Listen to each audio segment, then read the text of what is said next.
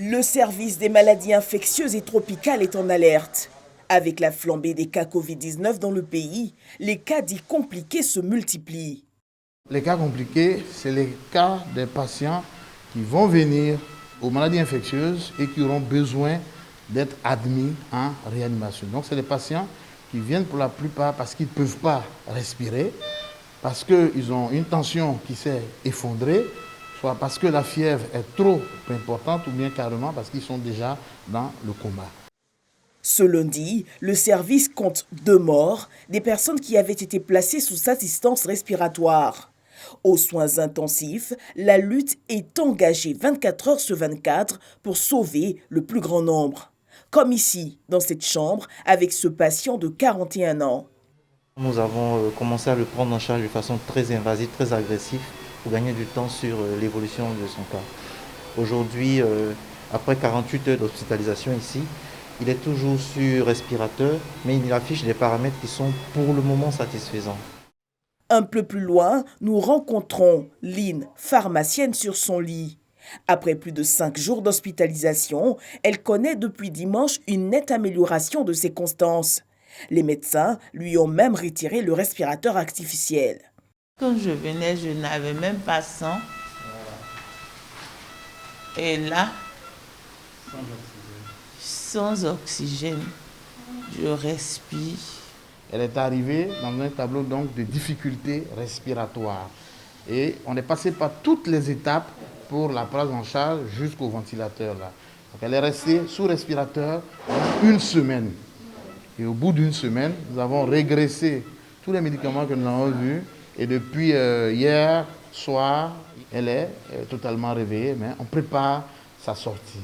Diabétique et enceinte, elle témoigne de la violence de la maladie et exhorte à la prudence. Dès que tu sens la toux et tout, il faut venir.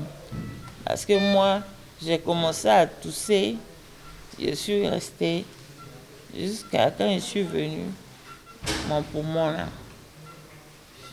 il était déjà attaqué. Le patient que vous voyez juste derrière moi affiche encore des constances précaires.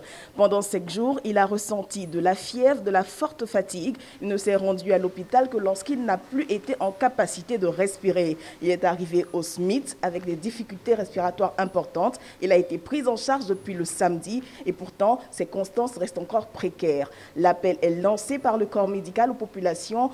Respectez les mesures barrières, préservez-vous et rentrez rapidement en contact avec les forces médicales si vous avez les signes de la maladie.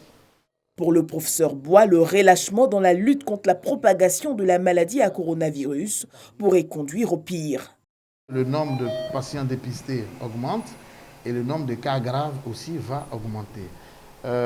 L'idée, c'est de faire en sorte de se faire dépister très tôt, diagnostiquer et prise en charge également très tôt. Autre victime à suivre de près, les personnes fragiles, dont celles du 3e âge. Ce qui se passe avec les grands-parents, c'est très souvent les jeunes qui, en leur rendant visite de façon intempestive, finissent donc par les contaminer. Donc ne pas aller vers un grand-parent dans cette période-là, ce n'est pas parce qu'on ne l'aime pas, c'est plutôt parce qu'on veut les préserver. Donc il faut absolument que nous mettions l'accent là-dessus. Les sujets qui sont diabétiques, surtout, diabétiques, insulino-dépendants ou pas, les sujets qui sont hyper tendus, les sujets qui ont une affection chronique type cancer ou qui sont sous chimiothérapie.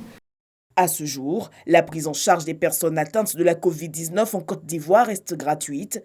Dès l'apparition des signes tels que la toux, la fièvre, les maux de gorge, il faut se faire dépister pour une prise en charge optimale. J'ai eu la perte de goût et d'odorat et j'avais mal à la gorge. Maintenant, j'ai fait la fièvre en 2 jours. Alors, je suis allé faire mon test et après, on m'a appelé pour me dire que je suis positif.